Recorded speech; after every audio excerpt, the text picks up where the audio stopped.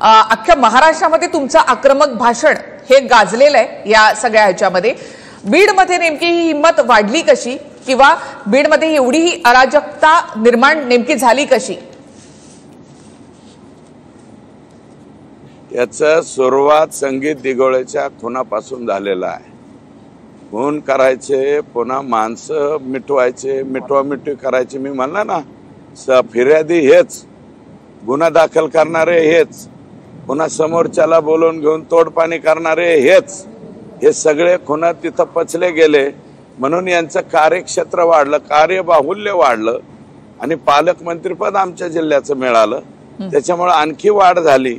आणि याच्यामध्ये मी अगोदरच सांगितलेलं आहे, संगीत दिघोळे प्रकरणापासून सुरुवात करावं लागेल। मीडियाला माझी विनंती आहे, त्या प्रकरणापासून सुरुवात करा। किशोर फडचं बघा, गरजेचं बघा, काल परवा झालेला एक जो मर्डर आहे, अहो काल सुद्धा कोट जोगदंड नावाचा एक ऊस तोड्या होता, त्याला परळी तालुक्यातल्याच कुणीतरी पठ्ठ्याने तिकडं कर्नाटकामध्ये डोक्यात दगड घालून त्याने मारून टाकला।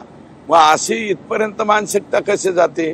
21, 22, 18 ते 22 वर्ष वयोगटाचे पोरं पकडायचे, फेसबुक व्हॉट्सअपवर टाकायचे, हमारा ऐसा नेता डन, ऐसा करेंगे वैसा करेंगे, हे यांच्याच फेसबुक वरून फिरवलं जातं, व्हॉट्सअपवरून फिरवलं जातं। हे लहान लेकरांना काय माहिती आहे? आता हे जे गेले हे बिचारे 6-7 जण तर असेच गेले ना, 6 जण तर असेच गेले वाट्याला।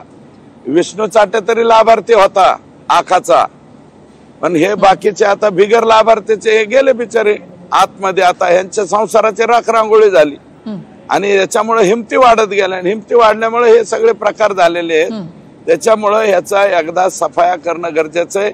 बीड जिल्ह्यातलं पोलीस दल जे आहे ते राज्याच्या मुख्यमंत्र्यांनी लक्ष घालून इथला सुद्धा सफाया करण्याची आवश्यकता आहे। जे चुकीचे लोक आहेत पोलीस दलामध्ये, यांचे फोन कॉल रेकॉर्ड करा, कोणत्या नेत्याने कोणाला फोन केलाय, इसको खोटा गुन्हा दाखल करो, इसको उठाओ, अंदर घालो, लगेच अंदर घालायचं।